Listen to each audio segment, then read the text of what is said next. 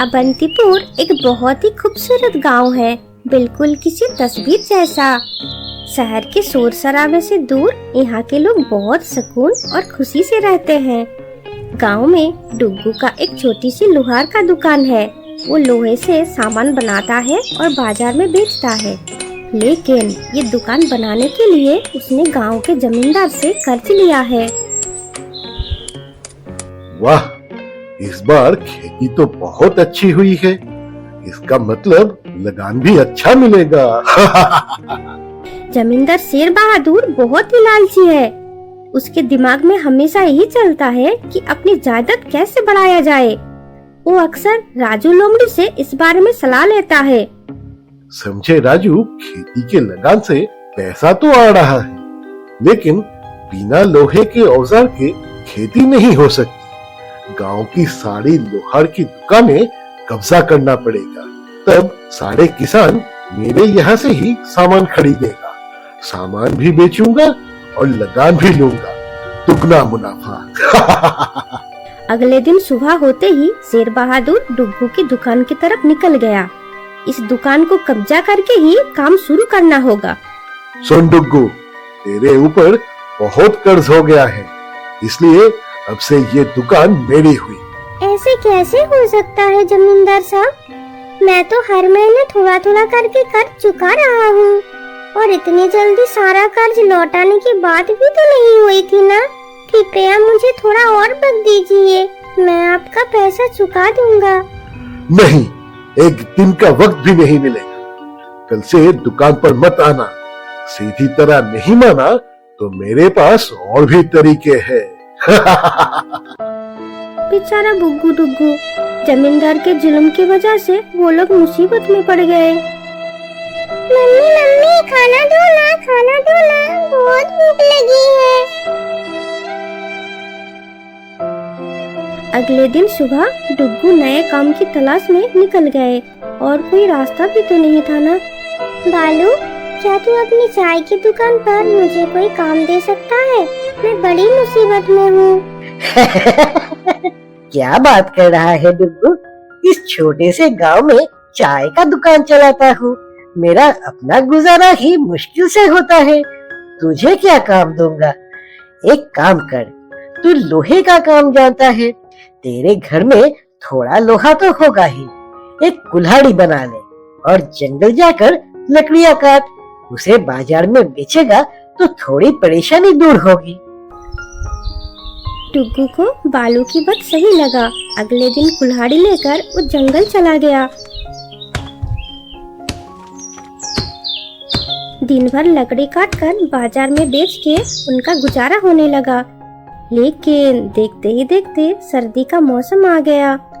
एक दिन डुग्गू को जंगल में एक भी सूखा पेड़ नहीं मिला। ठंड से बचने के लिए वो एक गुफा में घुस गया और आग जलाया। कुछ ही देर में थकान की वजह से उसकी आंख लग गई। आह, कितना आराम मिल रहा है। इस ठंड में बहुत तकलीफ हो रहा था। अच्छा हुआ डुग्गू ने आग जला दी। बेचारा लकड़ी काट कर पेट पालता है, कितना मुसीबत में है। गुफा की आवाज सुनकर डुग्गू की नींद खुल गई। उसे नहीं पता था कि वो एक जादुई गुफा है। वो बहुत डर गया। कौन हो तुम? राक्षस हो क्या? मुझे मत मारना। डरो मत डुग्गू, मैं एक जादुई गुफा हूँ। मुझे ठंड लग रहा था, तुम्हारे जलाया हुआ आग से मुझे आराम मिला, इसलिए मैं तुम्हें एक तोहफा दे रहा हूँ। इस गुफा से निकलते ही उत्तर की दिशा में तुम्हें एक छोटा सा पौधा मिलेगा। उसे घर ले जाकर लगा देना, तुम्हारी सारी गरीबी दूर हो जाएगी। गुफा का बात मानकर डुग्गू ने वो पौधा अपने घर के आंगन में लगा दिया। लेकिन एक साल बाद जब उसमें अजीब से काले फूल खिले तो सब हैरान रह गए। उन्होंने कभी काले फूल नहीं देखे थे। लेकिन जब गर्मियों में फल लगे तो सब चौंक गए। वो फल नहीं बल्कि लोहा था। लोहे के हथौड़े, कुल्हाड़ी और पता नहीं क्या क्या। ऐसा लोहे का पेड़ कैसे उगा ये किसी को समझ में नहीं आया। डुग्गू ने वो अच्छे लोहे के औजार बाजार में बेचकर खूब पैसा कमाया। उनके गरीबी दूर हो गई। लेकिन ये खबर शेर बहादुर तक पहुंचने में देर नहीं हुई। गांव के सब किसान अब डुग्गू से ही सामान खरीद रहे थे। गुस्से में जमींदार डुग्गू के घर पहुंच गया। डुग्गू, सच सच बता, ये पेड़ कहाँ से मिला? नहीं बताया तो अच्छा नहीं होगा। दुकान तो गई ही, अब क्या घर से भी हाथ धोना है? डुग्गू को डरा धमका कर शेर बहादुर ने गुफा का राज जान लिया और तुरंत जंगल पहुंच गया। लगता है यही वो गुफा है। जल्दी से अंदर जाकर आग जलाकर सो जाता, फिर तो लॉटरी लग जाए। शेर बहादुर आग जलाकर तो सो गया, लेकिन गर्मी के मौसम में आग की वजह से जादुई गुफा को बहुत तकलीफ होने लगा। ये बदतमीज कहाँ से आ गया? उफ, इतनी बदबू आ रही है इसके शरीर से। ए बदमाश, उठ यहाँ से। गुफा की आवाज से शेर बहादुर की नींद खुल गई। हे जादुई गुफा, जल्दी से वो लोहे वाला पेड़ निकाल।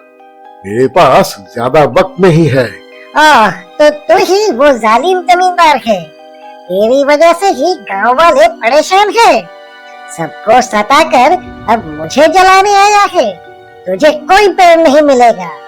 जो लोग बुरे होते हैं, उनका किसी चीज पर हक नहीं होता। जैसे तूने सबको रुलाया है, तेरी सारी जायदाद भी ऐसे ही जलकर राख हो जाए। शेर बहादुर डर के मारे अपने घर की तरफ भागा, लेकिन जब तक वो पहुंचा बहुत देर हो चुकी थी। अपने घर को जलता देखकर उसके आंख में आंसू आ गया। जिन लोगों पर उसने जुल्म किया था वो भी बाहर निकलकर उसे बुरा भला कहने लगे। शर्म के मारे शेर बहादुर गांव छोड़कर भाग गया। आज बहुत दिनों बाद गांव में शांति आई है और सब पहले की तरह खुशी खुशी काम पे लग गए। दोस्तों लाइक देना, दोस्तों सब्सक्राइब करना।